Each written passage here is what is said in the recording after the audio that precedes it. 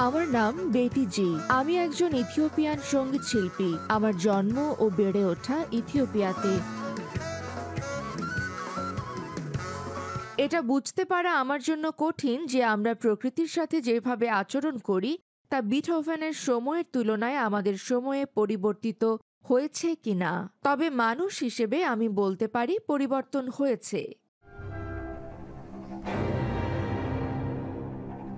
জলবায়ুর পরিবর্তন ইথিওপিয়াতে তীব্রভাবে দেখা যাচ্ছে। দীর্ঘস্থায়ী খরা এবং অপর্যাপ্ত ফলন জলবায়ু পরিবর্তনের প্রভাব।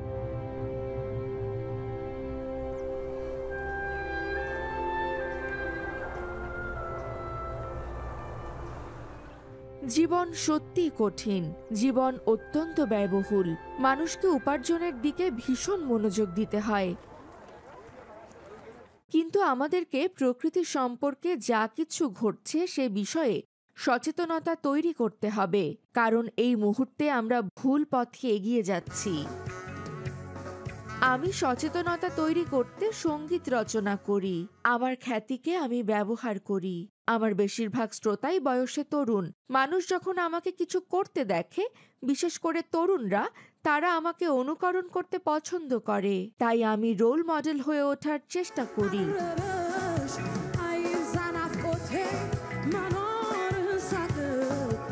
2018 সালে বেটি জিকে অল আফ্রিকা মিউজিক পদকে ভূষিত করা হয়। তিনি পূর্ব আফ্রিকার সেরা নারী শিল্পী এবং বছরের সেরা নবাগত শিল্পী নির্বাচিত হন।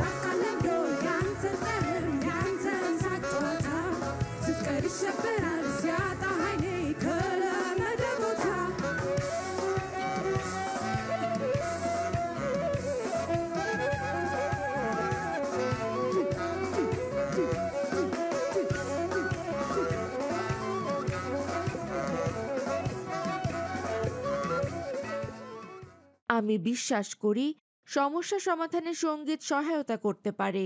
প্রথম কারণ, সচেতনতা তৈরিতে এটি সবচেয়ে সহজ উপায়।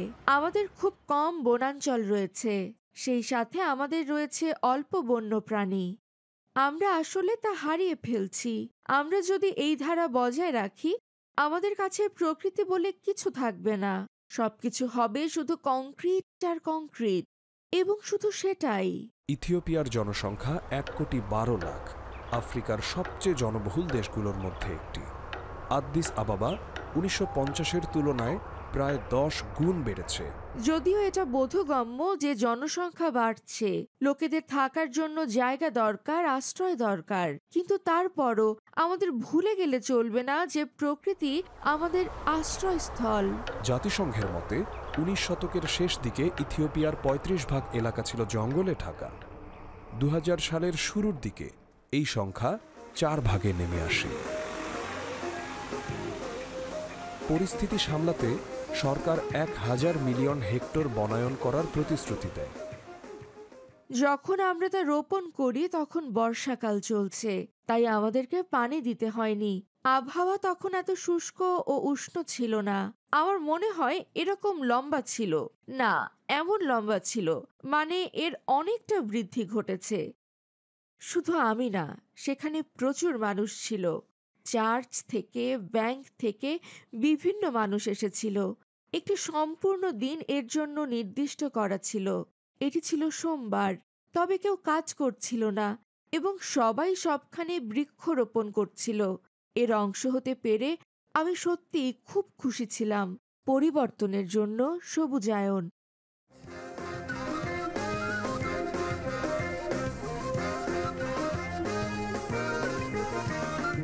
2019 সালের জুলাই মাসে ইথিওপিয়াতে মাত্র 12 ঘন্টায় 344 মিলিয়ন গাছ লাগানো হয়। মোট 4 বিলিয়ন গাছ লাগানোর লক্ষ্য রয়েছে।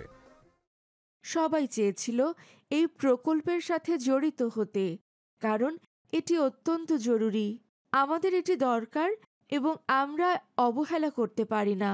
আমরা এটা প্রতীকী অর্থে করিনি শুধু এটা বলতে যে আমরা বৃক্ষরোপণ করলাম।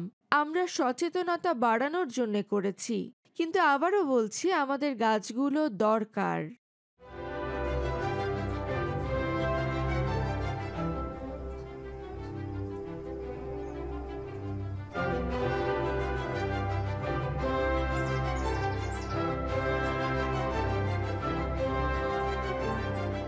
যতবার সম্ভব বিটিজি অনুপ্রেরণা খুঁজে পেতে শহর ছেড়ে গ্রামাঞ্চলে যান।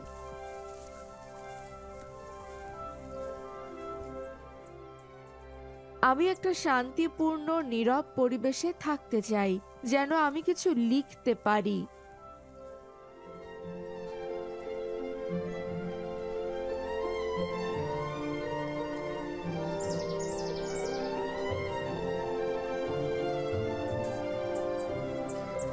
যখনই আপনি পাখির কলতান শুনতে পান, আপনার অন্তরে সুর খেলে যাবে, আপনি অনুপ্রেরণা পেয়ে যাবেন সাথে সাথেই।